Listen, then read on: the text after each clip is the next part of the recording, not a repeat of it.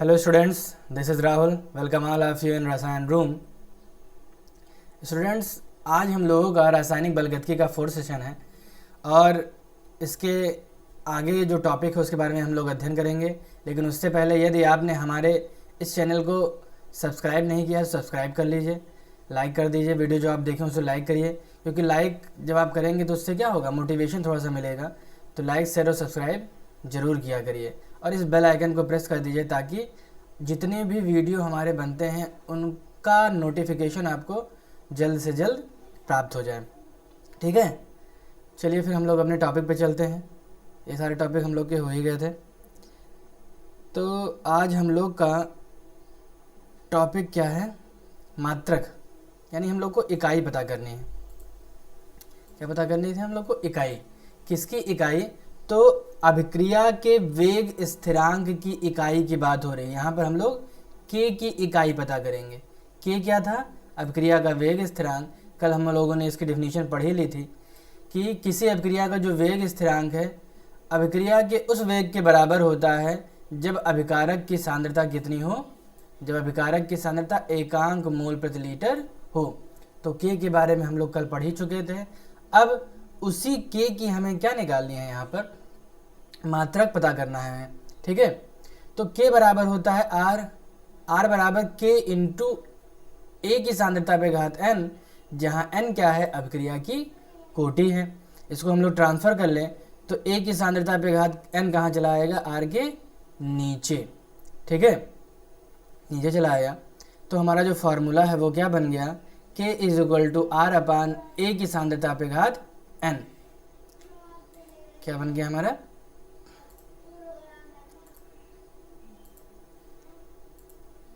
R is equal to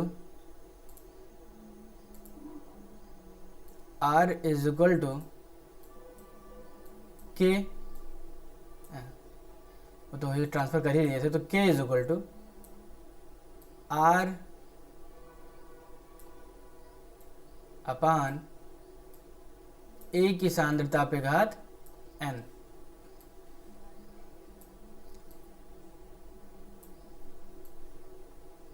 ए की सांद्रता पे घात एन. ये हमारा हो गया फार्मूला. आर का मात्रक हम लोग जान ही गए हैं. आर हमारा वेग है और वेग का मात्रक होता है मोल प्रति लीटर प्रति सेकंड. आर का मात्रक, अभिक्रिया के वेग का मात्रक मोल प्रति लीटर. अब लीटर को हम लोग लिख लेते हैं, प्रति लीटर की जगह लीटर इनवर्स लिखते हैं. मोल प्रति लीटर प्रति सेकंड, सेकंड को लिखते हैं सेकंड इनवर्स. प्रति में है तो इसको भी सेकंड इनवर्स लिखें. अपान ए की सांद्रता, और सांद्रता का मात्रक होता है मोल प्रति लीटर. सांद्रता का मात्रक मोल प्रति लीटर होता है. तो यहाँ भी प्रति लीटर को हम लोग क्या लिखते हैं, लीटर इनवर्स. लेकिन इसके ऊपर जो घात है वह घात कितना है, एन है. घात कितना है, एन है. अब ये जो घात n है, ये घात n इनसे क्या करेगा, मल्टीप्लाई कर लेगा.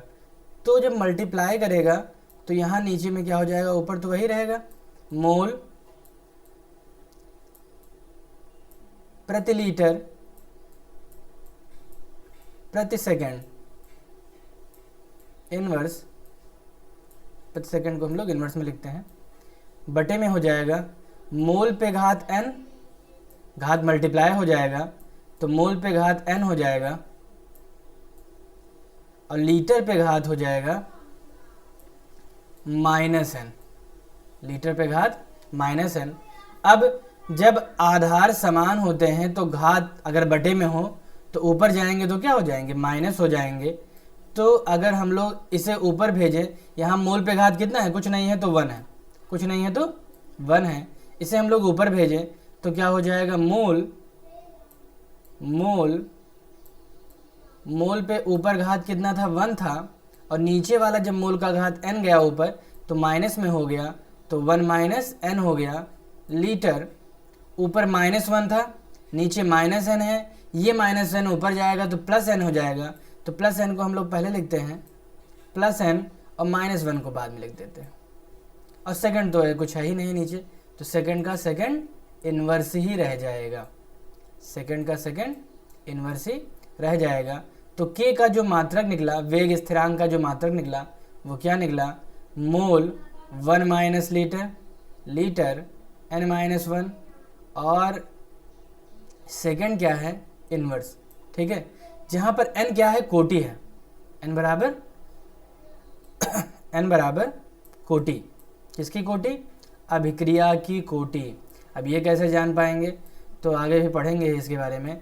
लेकिन अगर कोटि जो है वो शून्य भी होती है, धनात्मक ऋणात्मक कुछ भी हो सकती है, तो यदि n की वैल्यू हम लोग 0 रखें, n बराबर कितना रख दें, 0, n बराबर 0, यानी शून्य कोटि की अभिक्रिया के लिए वेग स्थिरांक का मात्रक क्या होगा, तो जहाँ पर n है वहाँ पर हम लोग क्या रख दें, यहाँ पर 0 रख दें।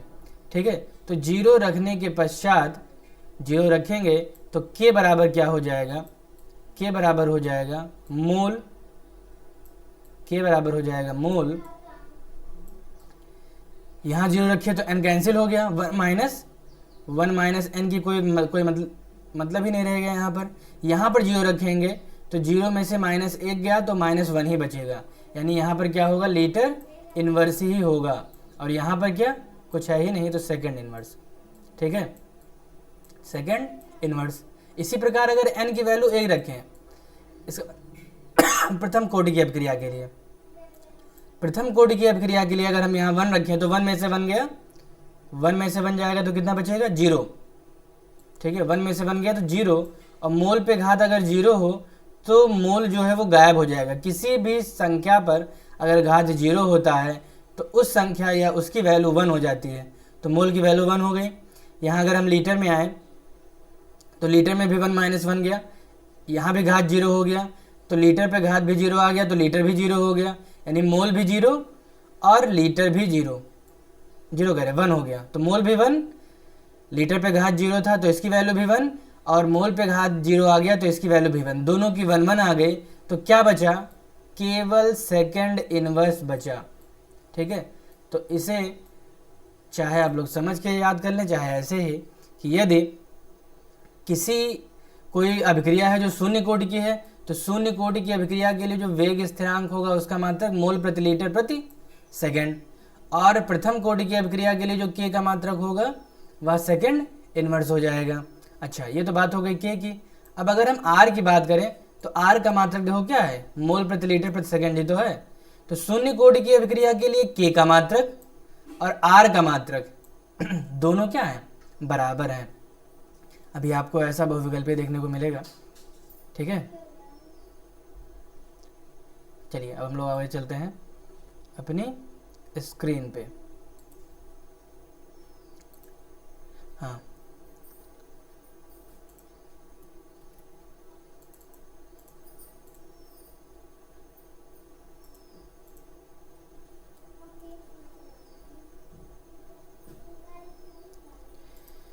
कहाँ पे थे हम लोग, यहाँ पे थे।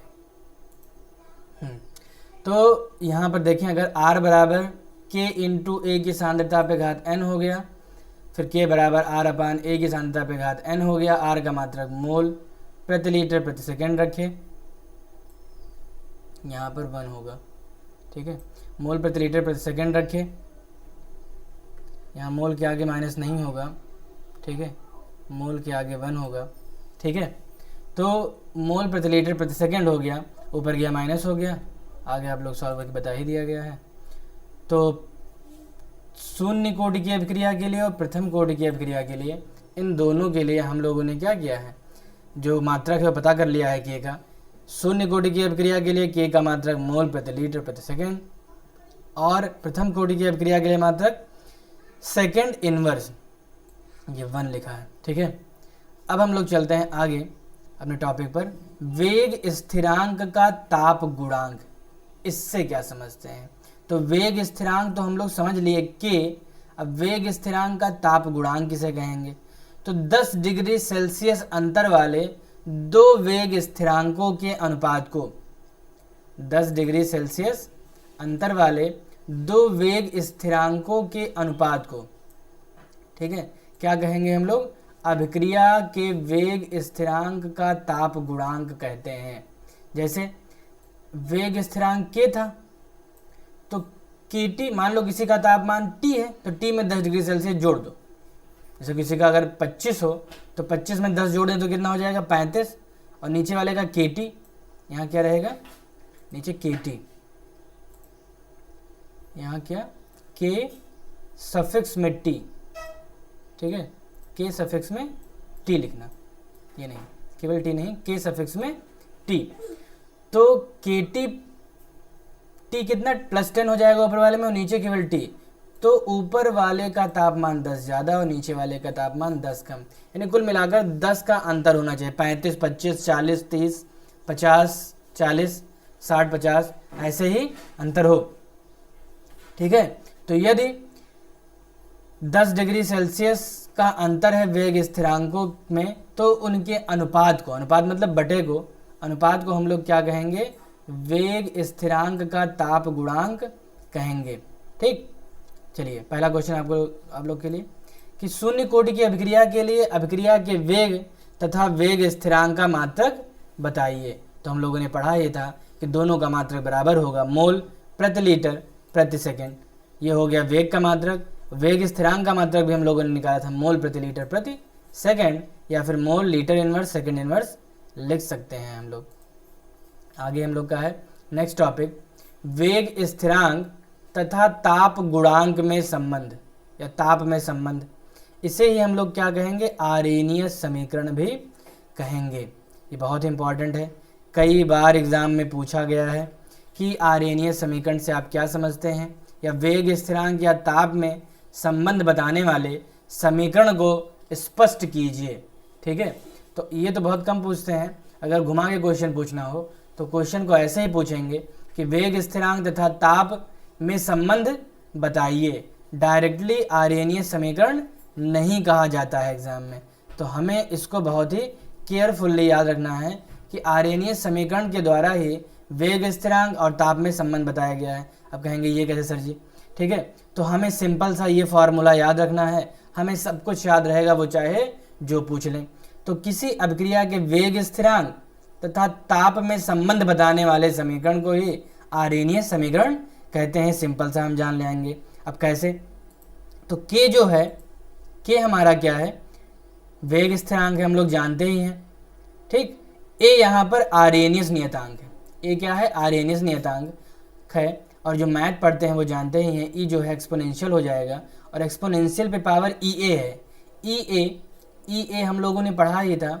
ई ए किसे कहते हैं, सक्रियण ऊर्जा को कहते हैं, एक्टिवेशन एनर्जी। तो ई ए हमारा एक्टिवेशन एनर्जी हो गया बटे, ये बटे लगा है तो बटे आर टी, आर है हमारा रडबर्ग नियतांक या गैस नियतांक, और टी हमारा है परम ताप, टी हमारा है परम ताप। तो ये हो गया वेग स्थिरांक और ये हो गया हमारा ताप, ये संबंध हो गया, ठीक है। हम ये भी कह सकते थे कि यहाँ ये समीकरण जो है वेग स्थिरांक और सक्रियण ऊर्जा में संबंध को बता रहा है, या हम ये भी कह सकते हैं कि आरेनियस समीकरण वेग स्थिरांक और रिडबर्ग कांस्टेंट के मध्य में संबंध बता रहा है, ठीक। तो चाहे जो पूछा जाए, वैसे स्पेशली तो यही पूछेंगे कि वेग स्थिरांक तथा ताप में संबंध बताने वाले समीकरण को स्पष्ट कीजिए, तो वह आरेनियस समीकरण है जो वेग स्थिरांक और ताप में संबंध को बताता है। समीकरण क्या हो जाएगा, के बराबर ए इंटू स्मॉल ई पे power minus E A upon R T, ठीक। अब ये के हमारा वेग स्थिरांक हो गया, ए आरेनियस नियतांक हो गया, ई एक्सपोनेंशियल, ई ए सक्रियण ऊर्जा, आर रडबर्ग नियतांक, और टी क्या है, परम ताप है। यहाँ आप लोग चाहिएगा तो यहाँ चाहे नोट कर लिएगा जगह छोड़ के इसके नीचे। अब हम लोग इसको आगे सॉल्व करें। ये तो हमारा आरेनियस समीकरण है। अगर हम लॉग ले लें, ठीक है, लॉग, वो भी लॉग कौन सा, बेस ई वाला, लॉग बेस ई, इसको हम लोग ln भी लिखते हैं। तो लॉग बेस ई, दोनों तरफ अगर हम लॉग लेंगे तो यहाँ लॉग लिए तो लॉग के हो गया, और इधर लॉग लिए तो यहाँ बीच में n2 है, और अगर n2 होता है यानी मल्टीप्लाई हो तो वह प्लस में कन्वर्ट हो जाता है।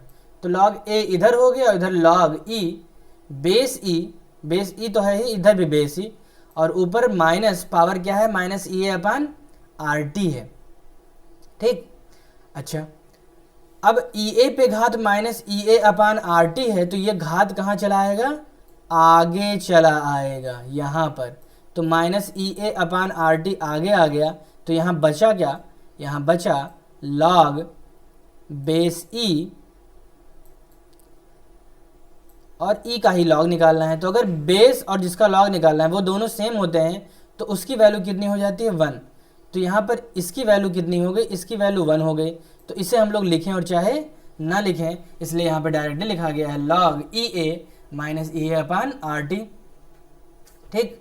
अच्छा, लॉग जो बेस ई है इसको बेस 10 में कन्वर्ट करने के लिए, ई को बेस 10 में कन्वर्ट करने के लिए 2.303 से क्या करते हैं, मल्टीप्लाई करते हैं।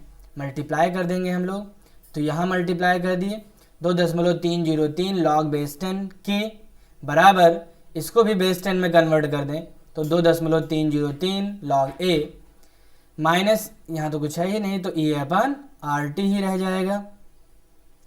अब जो 2.303 था यहाँ भी और यहाँ भी दोनों में सेम है। ठीक, तो इसमें नहीं है लेकिन, तो हम क्या करें, इस पूरे समीकरण को 2.303 से इस समीकरण को भाग कर दिया जाए। भाग कर देंगे तो यहाँ जो होगा वो कैंसिल हो जाएगा और यहाँ वाला भी क्या हो जाएगा, 2.303 कैंसिल हो गया। तो अब हमारा जो इक्वेशन बना वो ई ए अपान 2.303 आर टी बना। तो ये भी आर्यनीय समीकरण, ये भी आर्यनीय समीकरण लॉग बेस ई वाला और ये लॉग बेस 10 वाला। ठीक है, तो हमारे पास 1 2 और 3 आर्यनीय समीकरण हो गए। अब यहाँ बात हो रही है कि यदि कोई ऐसी अभिक्रिया हो रही है जिसका भिन्न भिन्न ताप पर जिसका वेग स्थिरांक क्या हो, भिन्न भिन्न हो। जब ताप T1 हो तब वेग स्थिरांक K1 हो, और जब ताप T2 हो तो वेग स्थिरांक कितना हो जाए, K2। T2 के लिए वेग स्थिरांक कितना हो जाए, K2। तो उस अभिक्रिया के लिए हम लोग, नॉट इक्वल टू नहीं है, इक्वल टू है, तो T1 बराबर K1 और T2 बराबर K2 के लिए जो वेग स्थिरांक है उसका समीकरण हम लोग कैसे लिखें। तो सॉल्व करने के बाद हमें सॉल्व नहीं करना है, ये मैथ नहीं है और ये फिजिक्स भी नहीं है कि हमें प्रूफ करके दिखाना है। बहुत सारे लोग होते हैं कि सर आपने प्रूफ नहीं किया, तो प्रूफ करने की यहाँ पर कोई आवश्यकता ही नहीं है। केमिस्ट्री में कहीं पूछा ही नहीं जाएगा इसका प्रूफ। ठीक है, तो सिंपल सा हमें इस फार्मूले को याद रखना है। लेकिन जो लोग भैया प्रूफ करना चाहते हैं वो क्या करेंगे, इस समीकरण को 2 बार लिख लेंगे। एक बार K1 यहाँ कर देंगे, यहाँ K1 कर देंगे, यहाँ पर T1 कर देंगे, दूसरी बार K2 कर देंगे और T2 कर देंगे।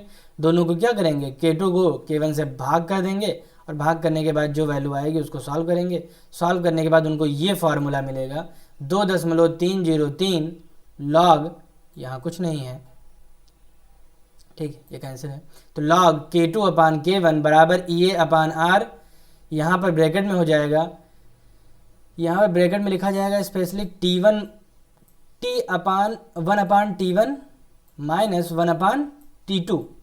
सॉल्व करने पर ये क्या हो जाएगा, T2 इधर चला जाएगा तो T2 माइनस T1 अपान यहाँ नीचे एलसीएम ले लिया तो T1 इंटू T2 बन गया। तो ये हमारा चौथा समीकरण बन गया। ठीक है, चौथा समीकरण क्या बना, 2.303 K2 अपान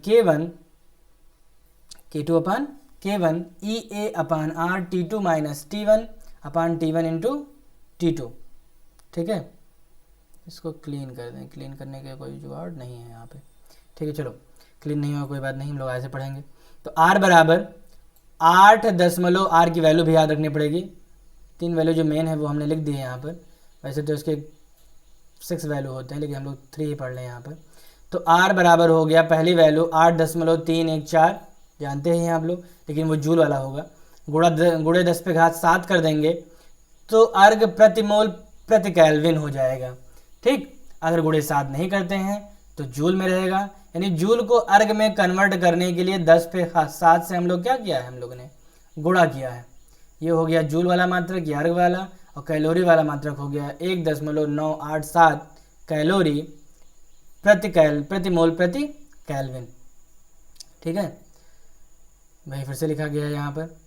ठीक, अब यहाँ पर प्रवणता समीकरण बनाया गया, इनकी तुलना की गई है। अब जो मैथ पढ़ते हैं ये स्पेशली वही जान पाएंगे, ठीक है, कि प्रवणता समीकरण क्या है, या पहले हाई स्कूल में रहता था अब नहीं है। तो y बराबर mx प्लस सी, ये जो है प्रवणता समीकरण है। अब इसकी तुलना हम लोग कर दें किससे, इससे कर दें, ठीक है, समीकरण नंबर 1 से कर दें। तो अगर 1 से करेंगे तो y जो बराबर किसके हो जाएगा, इसके। अच्छा, m जो है एम एक्स प्लस सी, ठीक है, तो m जो है वो बराबर किसके हो गया, minus E A upon 2.303। x तो कांस्टेंट हमारा वो क्या है, वेरिएबल है, और c कांस्टेंट है, तो c वो वैल्यू ही नहीं है। तो m बराबर हमारा ये हो गया। अब हम ग्राफ खींचें इन दोनों के बीच में, तो 1/t को यहाँ रिप्रेजेंट कर देते हैं, और log k2 अपान k1 को इधर रिप्रेजेंट करते हैं। तो जो प्रवणता होगी m जो होगी वो हमारा, प्रवणता मतलब ढाल, तो ये ढाल हमारा m होगा, और इसकी जो वैल्यू होगी वो कितनी होगी, माइनस वैल्यू होगी ई ए अपान 2.23 आर टी, ठीक है। तो ये हमारा हो गया ग्राफ किसका, आर्हेनियस कांस्टेंट का, ठीक है। बहुत दिमाग नहीं खराब करना है इसमें। तो लोग जानते ही हैं कि y जब हम लोग इधर रिप्रेजेंट कर दिए तो x स्पेशली है, मतलब कि इधर ही रिप्रेजेंट करेंगे हम लोग। तो इधर r को रिप्रेजेंट कर दिए, इधर y को रिप्रेजेंट कर दिए, तो ढाल हमारा यही होगा, और ढाल का जो समीकरण होगा वो ये होगा। तो अगर आपसे पूछा जाएगा एग्जाम में कि ग्राफ द्वारा स्पष्ट कीजिए प्रवणता समीकरण से, तो हम लोग इसको ऐसे एक्सप्लेन कर देंगे। तो अभी तक यूपी बोर्ड में तो नहीं ही पूछा गया है, हाँ अब पूछ लिया जाए, बात अलग की है। तो ये कुछ न्यूमेरिकल दिए हुए हैं, बहुत ही आसान न्यूमेरिकल है। N2O5 जो है वो क्या बना रहा है, N2O और हाफ O2 बना रहा है। तापमान कितना है, 25 और 65 डिग्री सेल्सियस पर। वेग स्थिरांक K1 और K2 दिए गए हैं, ठीक है। तो T1 T2 दिया गया है, ये T1 है, ये T2 है, K1 दिया गया है, K2 दिया गया है, R भी दे दिया गया है नीचे 1.987। सब तो पता है भैया। इसमें पता क्या करना है, फिर इसमें पता करना है हमको EA पता करना है, सक्रियण ऊर्जा ज्ञात करनी है। अभिक्रिया की सक्रियण ऊर्जा ज्ञात कीजिए। तो अभिक्रिया की हमें क्या ज्ञात करनी है, सक्रियण ऊर्जा। तो फार्मूला हम लोग ये वाला अपना लिख लेंगे, सारी वैल्यू पुट करेंगे, सॉल्व करेंगे। सॉल्व करने के बाद हमारा जो EA है उसकी वैल्यू आ जाएगी। कितनी वैल्यू आएगी, तो हमारी वैल्यू आ गई 2.47 × 10⁻⁻⁴। इसको सॉल्व करना। अगर समझ में नहीं आएगा तो कमेंट सेक्शन में लिखना, और फिर हम इसे क्या करेंगे, अगले में एक्सप्लेन करेंगे लिखकर, फिर और क्या किया जाएगा, ठीक है, सॉल्व किया जाएगा खुद बैठ के इसे। चलिए ठीक, अब हम लोग नेक्स्ट वीडियो में अभिक्रिया की आणविकता पढ़ेंगे। आज के लिए बस इतना ही, धन्यवाद, थैंक यू।